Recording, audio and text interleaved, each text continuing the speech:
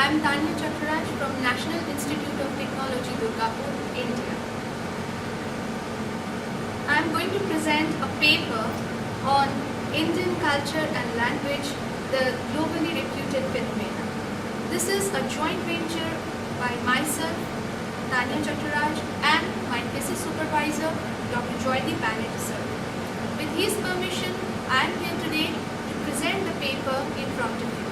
According to many historians, Indian civilization is the oldest living civilization on earth. India's language, religion, dance, food, dress and customs differ from place to place within the country. But nevertheless, there is a commonality among them. Indian culture is one of the ancient and rich cultures of the world. Culture is a combination of thoughts, feelings, attitudes, beliefs, values and behavior patterns that are shared by racial, ethnic, religious or social groups of people. This literary endeavor is based on extensive study of Indian cultural ethos and social etiquettes. A minute study of the etiquettes and cultural behaviors reflected through Indian writings would enhance the reciprocal communication between India and the rest of the world. Indian culture is unique in several qualities that have evolved and survived across time. It is vast land in expanse, which is even diverse in climatic way too. There is an amazing diversity throughout the country. The south, north and northeast regions have their unique cultures and almost every state has carved its own cultural niche. In spite of the apparent diversities in several provinces, the holistic aspect of Indian culture has emerged as a unique heritage in the world.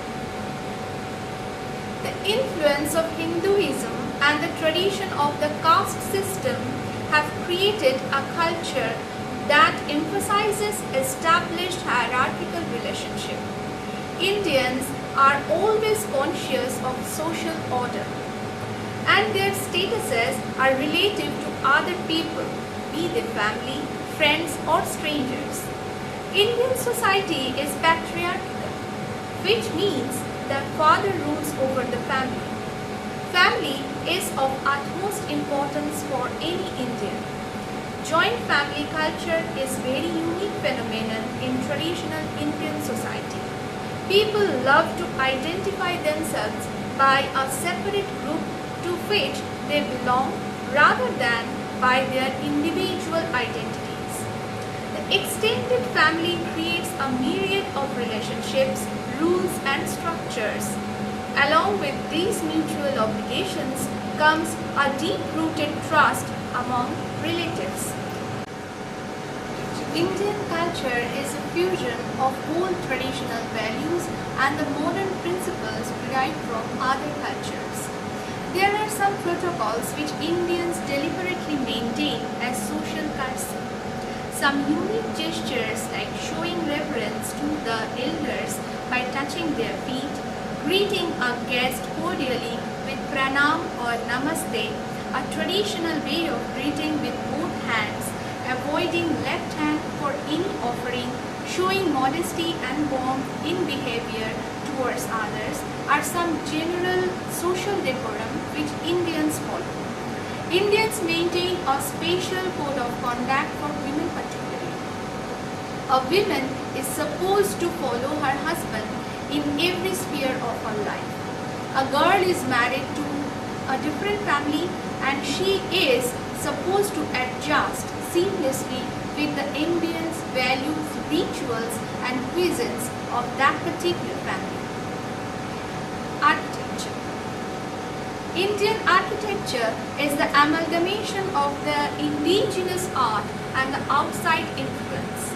The Hindu architecture is seen in the rock-cut temples of Mahabalipuram, in various North and South Indian temples, in the rock-cut caves of Elephanta and Ellora, which speak of various Vaishnavite, Shaivite and Tantric influence influence of Buddhism during the reign of King Ashoka is prominent in various Buddhist monasteries and stupas. Due to the repeated foreign invasions, Indian art is lost its indigenous form, and with the influences of other cultures, there formed some fusion. Indian sculptures and paintings reflect the diversity of thoughts, flamboyance of color, and spontaneity of emotions of this vivacious country. Indian classical dance form is also evocative of the nation's rich cultural ethos.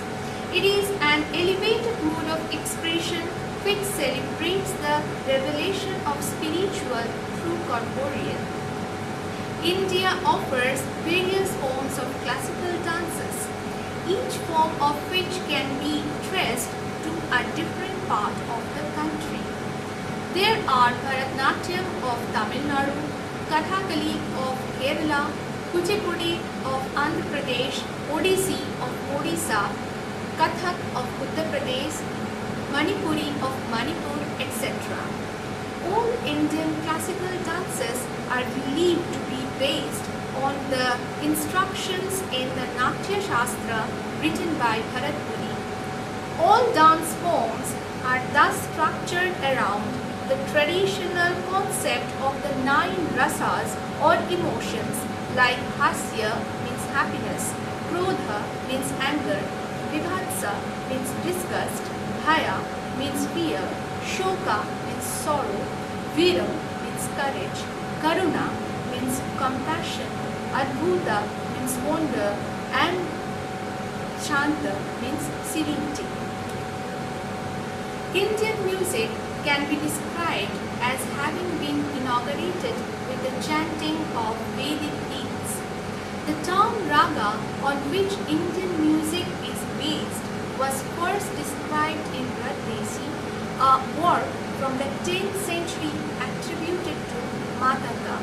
In the 13th century, the theorist Charangadeva, the author of Sangeeta Ratnakar, listed 24 ragas. During the Mughal reign, the Muslim rulers extended their spontaneous patronage to music.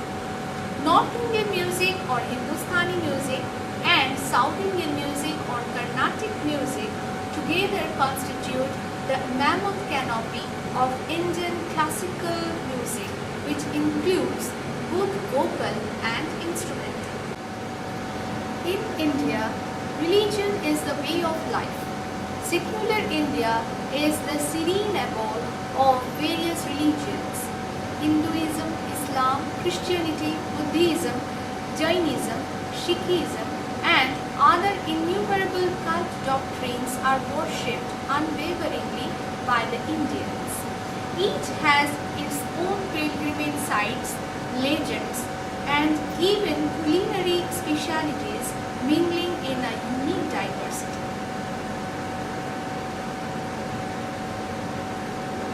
India is a land of colorful festivals. Various communities celebrate their respective festivals with pomp and gaiety. Most of these festivals have religious associations such as Holi, Dashera, Janmashtami, Ganesh Chaturthi, Eid, Mahavir Jayanti, Muharram, Deepavali, etc. In each of the occasions, all Indians celebrate unanimously, forgetting their individual religious beliefs. India as a nation has been developed remarkably in various aspects. It is fast emerging as an economic giant in the 21st century.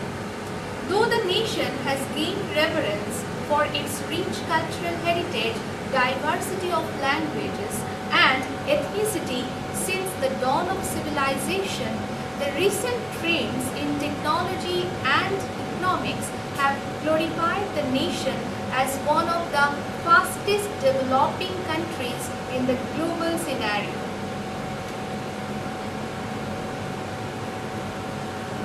Though there are various languages used in India, Indians use English English as a common mode of communication. Indian English is a typically formed language which originated in England but simultaneously has the flavor of Indian soil. Some critics have termed the language as English, a portmanteau word comprising of two different words, Indian and English. The introduction of English to the Indian linguistic landscape started with the dawn of the British colonial era. The main motto of the British rulers was to create a class of persons among their colonized people who could communicate with their British masters. Gradually, English became a popular language in India. Even during 1920s, many educated Indians used to choose English as the mode of expression. After the independence, people thought that Hindi might dethrone the status of English, but they were proved wrong.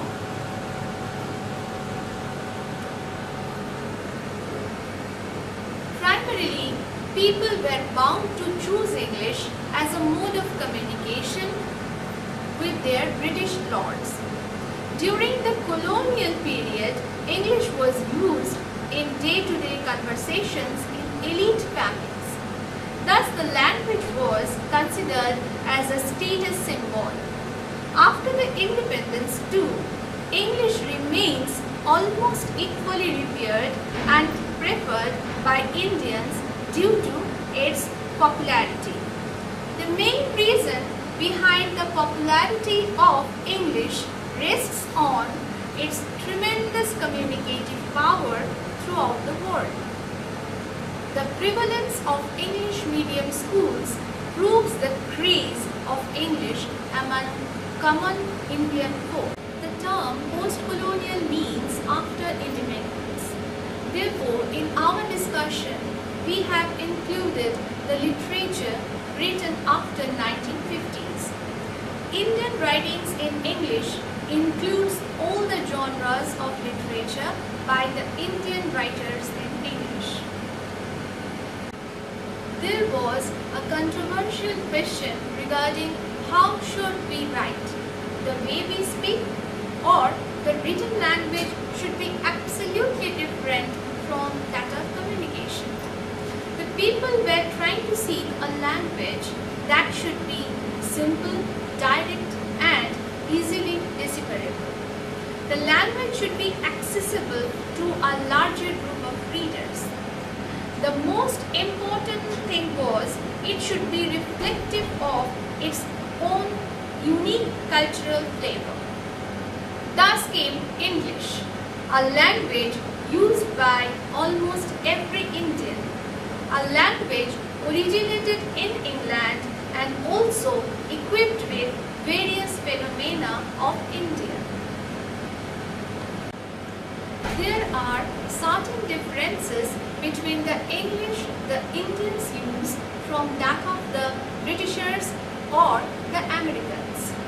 After a prolonged use of 200 years, English has lost its colonial rigidness and with the advancement of time has become just like any other vernaculars of India. Here, we haven't included the minute phonological differences as that might be much strenuous and mechanical effort. We have concentrated our discussion only on the basic grammar and syntactical orientations of Indian English writers. It is quite natural that non-native English tends to be influenced both grammatically and syntactically by speakers' mother tongue. English in India likewise shows a great influence of Indian languages. English in each region of India can have as many variants as our major regional language dominant in that particular part. In that way, we may find Benglish, that is Bengali plus English, English means Hindi plus English. Tamilish means Tamil plus English. Marathis means Marathi plus English. Gujalish means Gujarati plus English, etc. But if we go on finding that way, it would be a kind of joke in a sense. So we consider English as a whole as a focal point of our discussion and how it is different from the native English of a Britisher or any other foreigner. It is found that no Indian language requires doing anything other than to insert the equivalent of Y when we move from a statement to a question. The arrangement of words in a statement remains unaltered in the question except for such insertion. The word arrangement in Bengali or Hindi, tumi hascho or tum has rahe ho means you are laughing, remains unaltered even if we put cano or kyun, means why. But this norm deviates in proper English grammar. The auxiliary verb must change its position and precede the subject when we frame a question. Then you are laughing must change to why you are laughing. Sometimes in Indian regional languages we use some idiomatic phrases which lend a musical effect to our ears. In such phrases, the sound of the first word replicates in the next word, but with a change in initial consonants. These phrases are almost impossible to translate in any other language. For example, in Bengali, we use khawa dawa for eating, khabar dabar for anything eatable. In Hindi, rona dhona for crying, khana una for eatable. In English also, such terms are there like hanky-panky, roly-poly, helter-skelter, etc. The Indian writers are now using this art of talking in their writings in a novel way.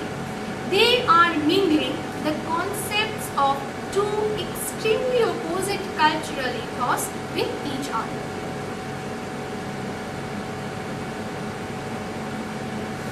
We can cite the excerpt of a conversation from a recent novel, Above Average, by Amitabh Banerjee, in which he writes, "This is Aparna Chachi." Neeraj said, No, I had exclaimed, she is no Chachi Chachi. Banerjee uses a kind of unique narrative style which brings forth the typical Indian way of informal talking. To describe an informal conversation, he writes, "All your stuff packed?" I asked. "Huh." "How many hours at Heathrow?" 6 or 7. "And then direct to Chicago?" "Huh." In both cases, the language is obviously English, but it has the traces of Indianness in it. In another context, the author describes his idle moments in a hostel room. There also he uses such kind of language. He uses, "Evenings in the hostel are for hanging out, gossiping, sitting around. It's called powling, the Hindi verb palna, to be nurtured, conjugated in a English way. It's deployed every evening. The quizzers go quizzing, the debaters go debating, sporty types go sporting, everyone else stays in the hostel powling." All languages have conversational props. We fall back on when we search for the right word of expression. In Bengali, these goes like "ei, eta holo ghiye." In Hindi, these are like "ye, wo kya kehte hain," etc. In English also, we have many conversational props like you know, well, like, kind of, etc. Indian writers have incorporated such conversational techniques in their creative writings. In all Indian languages, it is a very common tendency to add some question tags. For example, in Bengali, people generally use Taniya at the end of any positive sentence to assert emphasis. Meta besh bhalo dekhte, tai na? Means the girl is quite beautiful, isn't she? In Hindi, it is hai na. वो लोग गुस्सा लगते हैं, है ना? Means they sound angry, don't they? In English, there is a fair use of this Indian way of talking. Nowadays, we use "you want to go there." No, this is correct, है ना? You are from Japan, isn't it? This is made in Japan. No, you are not mad, correct? Sometimes we Indians make an assertive or negative sentence interrogative by adding a question mark at the end of the sentence. This type of English is being used in recent Indian fictions in English. We can cite an example from Chetan Bhagat's popular novel 5 Point Someone. We would like to have an excerpt of a conversation between Brian and Neha where they say, "You will like this good girl. Like, why else won't you let him do anything? Dating for a year, still no kiss even. Just this goody prof's daughter." He told you that? Neha squeaked. Of course. You think you are dating a guy or someone asexual. You don't think he has needs.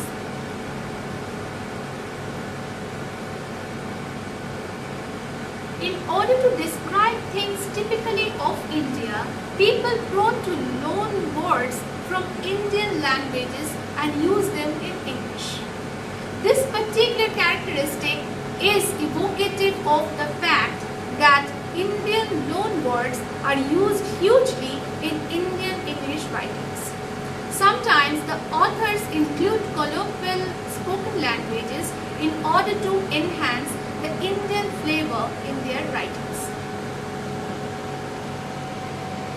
For example, Raja Rao in his novel Kantapura writes, "But Murthy said, 'No swearing please, Mahatma Gandhi ki jai,' and all cried out, 'Jai Mahatma,' and such a crowd had now gathered around us that we felt a secret exaltation growing in us, and we shouted out, 'Vande Mataram,' and everybody cried, 'Vande Mataram.'"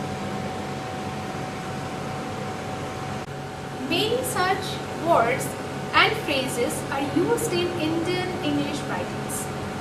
Many of these loan words have enriched the dictionary. We can cite some such loan Indian words which are being used in English writings, like pan means vegetable, mandi means wholesale vegetable market, bazaar means marketplace, mess means hostel dining hall, or a system in hostel where the residents arrange to have meals prepared. Lathi charge. It is a verb term for the police used to use lathi means stave to break up a mob. NRI means non-resident Indians or overseas Indians. So these are some loan words which are being used in English dictionary. Nissim Ezekiel, an eminent Indian poet and dramatist, ventures in his creative endeavor an emphasis on the amalgamation of linguistic and cultural milieu. In his poem, Very Indian Poems in Indian English, The Patriot, he writes, "In India also, Gujaratis, Maharashtrians, Hindiwalas, all brothers. Though some are having funny habits, still you tolerate me, I tolerate you. One day Ram Rajya is surely coming. You are going?" This is an apt example how the English is being used In a completely different way in India, critics have termed this language as English. Now we have to come to the conclusion. The circumstance for the natural evolution of any global language is that it gives to those who use it enough liberty to make it their own. English as a global language unites people because it enables each linguistic community which uses it to feel at home within its fold.